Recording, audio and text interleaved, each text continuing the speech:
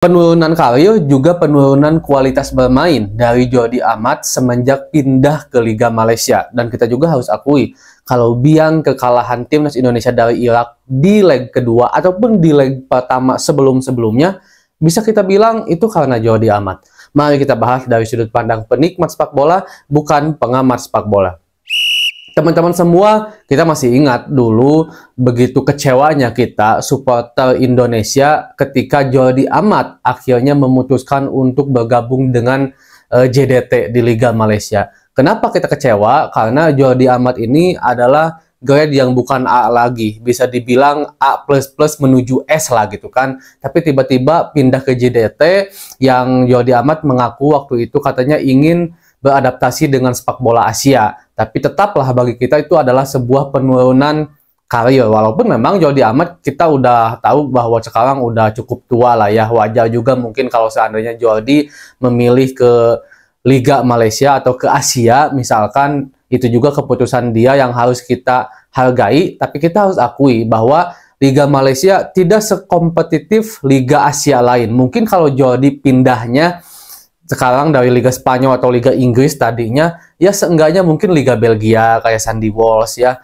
atau juga Liga Mesir. Asia pun kalau mungkin Liga Arab atau Liga Jepang, Liga Korea itu kan masih bisa dibilang memiliki kualitas yang bagus. Kalau Liga Malaysia, walaupun memang sekarang di atas Indonesia liganya, tapi kita juga harus akui bahwa tidak terlalu kompetitif lah, sehingga membuat pemain itu malah membuat penurunan dalam segi performa. Ini juga harus diakui bahwa Jordi Amat memang tidak lagi menjadi Jordi Amat yang dulu. Walaupun secara kualitas kita tidak bisa bantah dan tidak bisa nafikan kalau seorang Jordi ini adalah pemain yang sangat-sangat memiliki kualitas. Cuman ini sebagai pengingat aja kepada kita bahwa kita sempat kecewa kepada keputusan Jordi, tapi itu harus kita dukung karena itu hak dan kewajiban dari seorang Jordi Amat.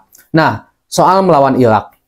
Di leg pertama, Jordi Amat tampil sebenarnya cukup lugas, tapi banyak sekali blunder saat melawan Irak di leg pertama di kandang Irak ya. Dan di leg kedua juga, Jordi Amat bisa dibilang menjadi biang keladi kekalahan timnas. Memang, waktu Jordi Amat mendapatkan kartu merah, kita udah kalah 1-0.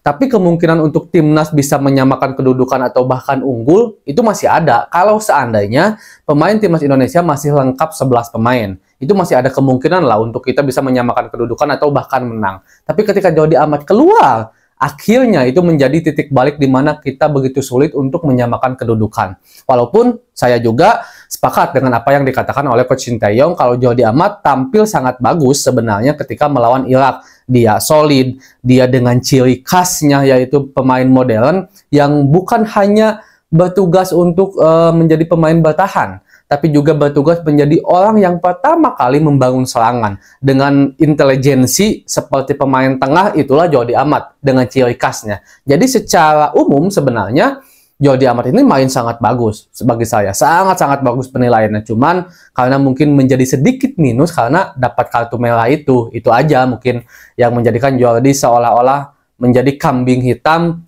dari kekalahan timnas Indonesia. Dan menjadi salah satu lah ya, karena ada juga pemain-pemain lain yang dianggap underperform. Nah, Jordi ini sempat musim kemarin itu digadang-gadang akan kembali ke Liga Eropa. Kalau saya nggak salah ke Liga Turki. Dan itu sangat membuat harapan bagi saya.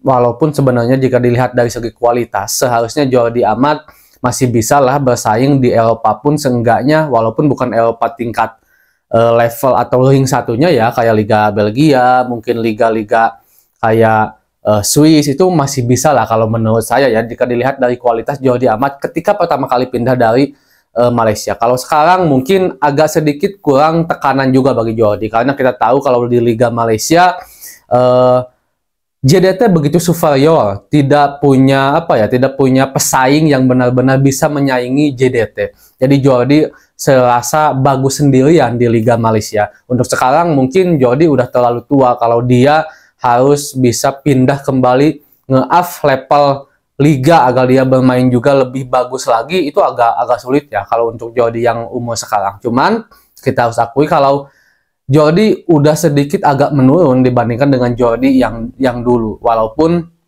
pengalamannya, walaupun intelijensinya, permainannya kita juga harus akui masih dibutuhkan oleh timnas Indonesia. Itu juga sebabnya kenapa Coach Shin Tae-yong akhirnya mengambil pemain-pemain yang memang memiliki umur sangat-sangat muda, agar ketika Jordi sudah benar-benar pensiun nantinya karena udah cukup tua, nanti ada pengganti yang penggantinya itu udah memiliki pengalaman karena sering bermain bagi timnas Indonesia. Nah, menurut teman-teman semua, setuju gak dengan apa yang saya sebutkan tadi? Kalau Jordi Amat ada penurunan kualitas bermain semenjak dia pindah ke Liga Malaysia yang kita harus akui itu tidak kompetitif. JDT aja bagus sendirian di Liga Malaysia. Dan kalian setuju juga atau nggak setuju kalau saat melawan Irak ini, dua leg ini Jordi Amat tampil underperform secara khusus, tapi secara umum bermain cukup baik. Assalamualaikum.